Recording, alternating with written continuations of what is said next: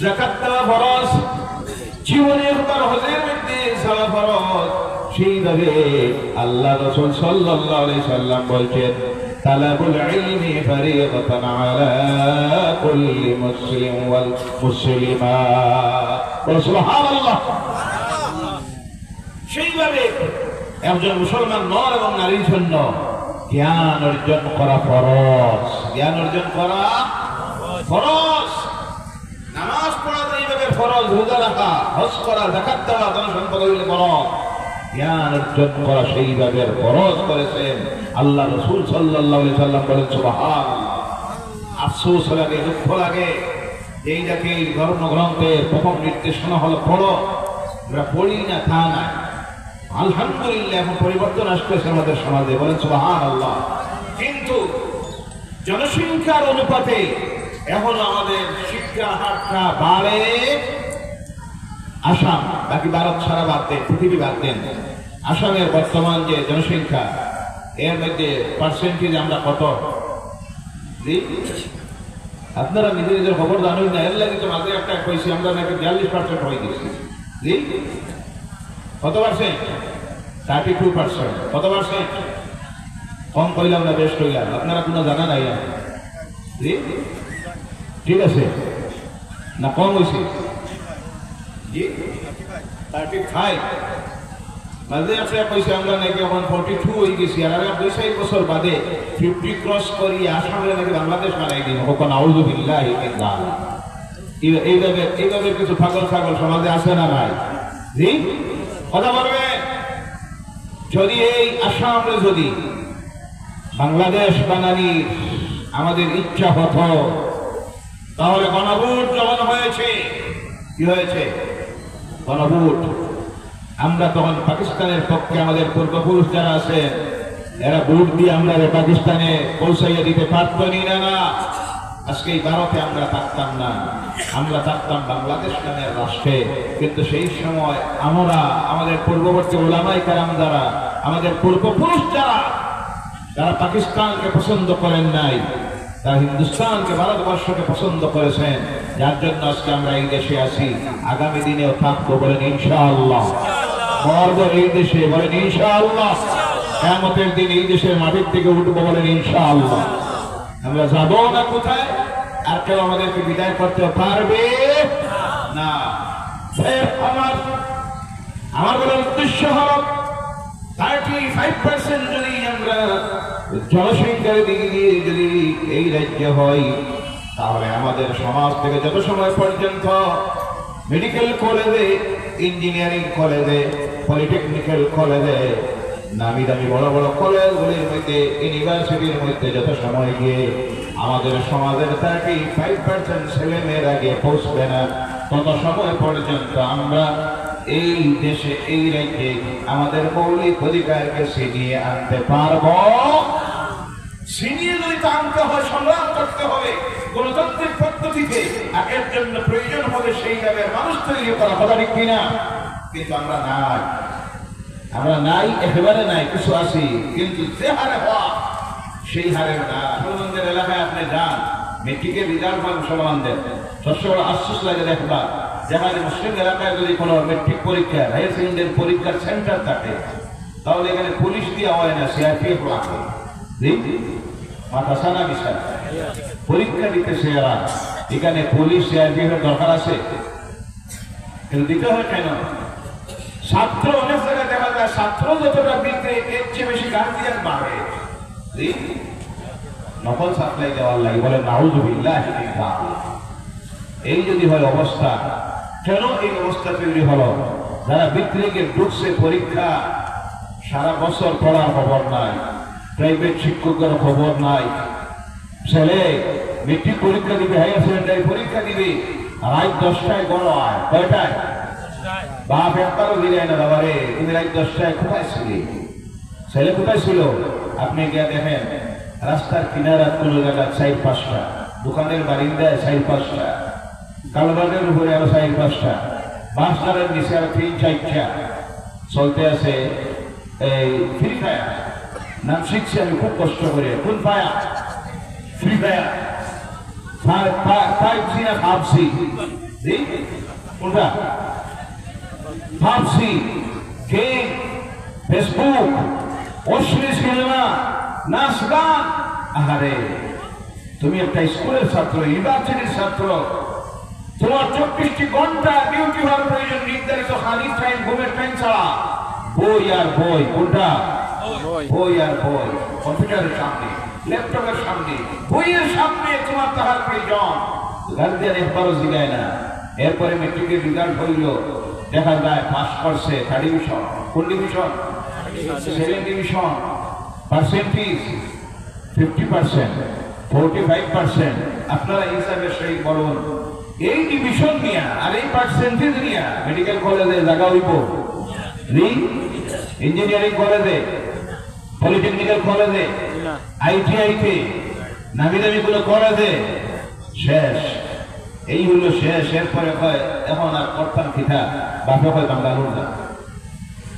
খারাপ না, খারাপ না। বাঙ্গালোর, হায়দ্রাবাদ, বিভিন্ন শহরে রুজি রোজগারের জন্য চলে যায়।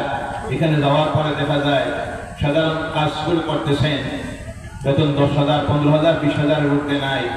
এই অবস্থা চলছে নি না? না, কথা বলেন আপনারা, এটা খারাপ আর বলছি না।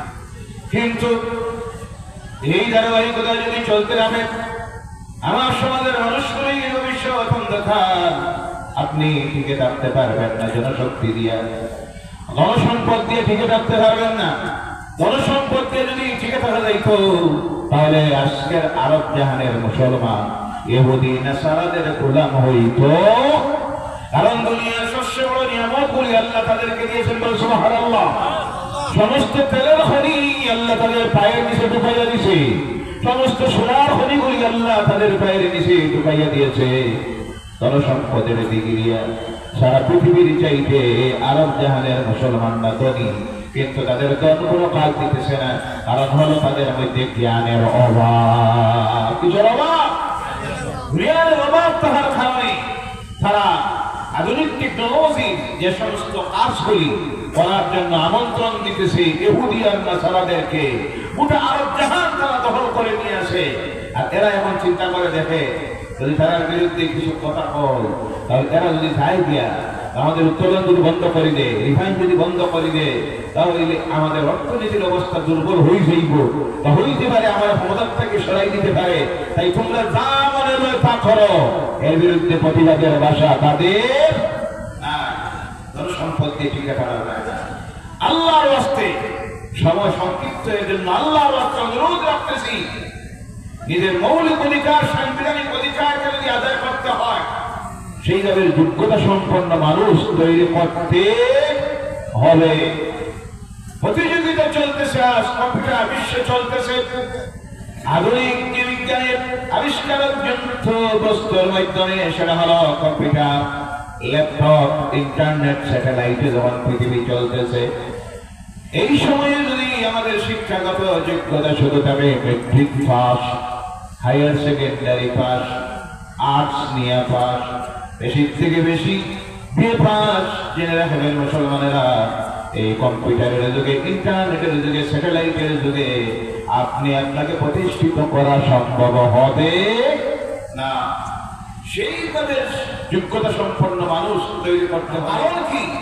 শিক্ষাকে গুরুত্ব না দেওয়ার কারণে অন্যান্য জাতির মানুষেরা যেভাবে এখনো শিক্ষাকে গুরুত্ব দিতেছে, আমরা সেইভাবে গুরুত্ব দিতেছে না।